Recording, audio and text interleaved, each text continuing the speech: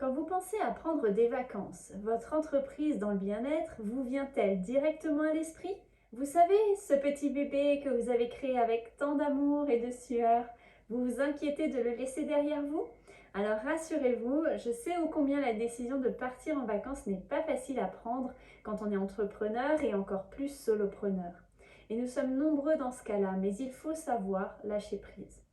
Car faire un break dans son activité professionnelle, c'est vital. Il en va de votre bien-être et de celle de votre entreprise. Et vous allez voir pourquoi dans cette vidéo. Découvrez mes astuces et conseils et vous pourrez enfin prévoir des vacances et profiter d'un repos bien mérité.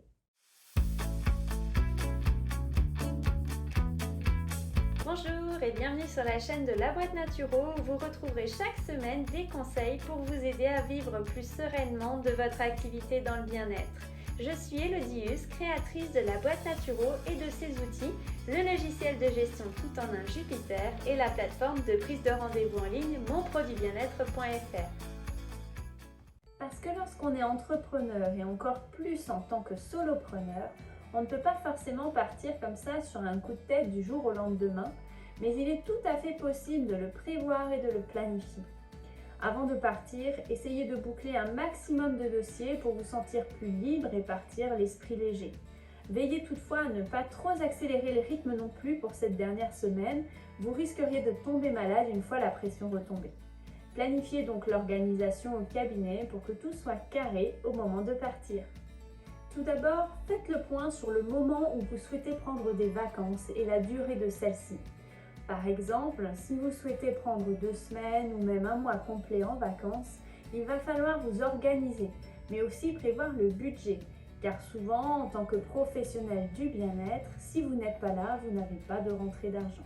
Il faut donc le prévoir à l'avance.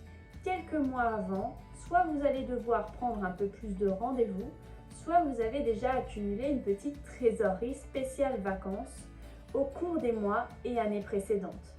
Dans le premier cas, cela va faire varier vos créneaux de disponibilité sur votre agenda à la hausse, donc pensez à organiser votre agenda en conséquence.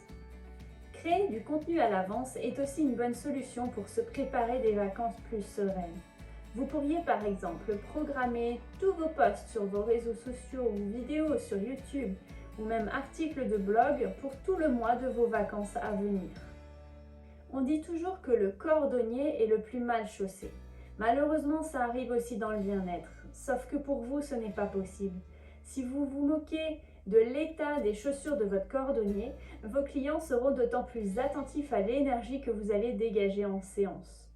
D'une part, si vous n'êtes pas bien, vous risquez d'être moins performant dans nos métiers qui exigent quand même souvent beaucoup d'implications personnelles. Et d'autre part, un réflexologue stressé ou un naturopathe en carence évidente ne sera pas la meilleure preuve d'efficacité. Alors attention toutefois, personne ne vous demande d'avoir une vie de sainte ou de saint. Prenez simplement soin de vous comme vous aimeriez prendre soin des autres. Veillez donc à votre alimentation, pratiquez une activité physique, nourrissez-vous d'une vie sociale et culturelle qui vous apporte de la joie et pensez, bien sûr, à prendre des vacances pour une coupure totale qui va entièrement recharger vos batteries. Alors que les choses soient claires, il est quasiment impossible de cloisonner hermétiquement vos différentes vies. Toutefois, pour votre épanouissement professionnel comme pour la qualité des prestations que vous fournissez, il est préférable d'être en conscience et concentré sur votre pratique lorsque vous êtes en rendez-vous. De façon générale, la vie d'indépendant est confrontée à cette question de temps. Votre équilibre personnel et ses répercussions professionnelles dépendent en partie de votre capacité à bien le vivre en mettant vraiment votre propre épanouissement au centre de votre projet et prendre des vacances en fait partie. D'ailleurs, dites-nous en commentaire quelles sont vos astuces pour trouver l'équilibre entre travail et détente. Lors de vos vacances, essayez de penser le moins possible au travail.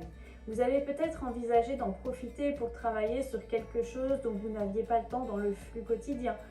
Si vous avez besoin de vous rassurer sur l'activité de votre entreprise ou que vous souhaitez travailler sur votre entreprise plutôt que dans votre entreprise, c'est un autre sujet de vidéo, comme le reste de l'année, imposez-vous des règles. Travaillez à heure fixe, par exemple le matin, pas plus d'1 heure par jour, avant de sortir faire une activité sympa. Sinon, vous ne pourrez pas réellement lâcher prise et décrocher.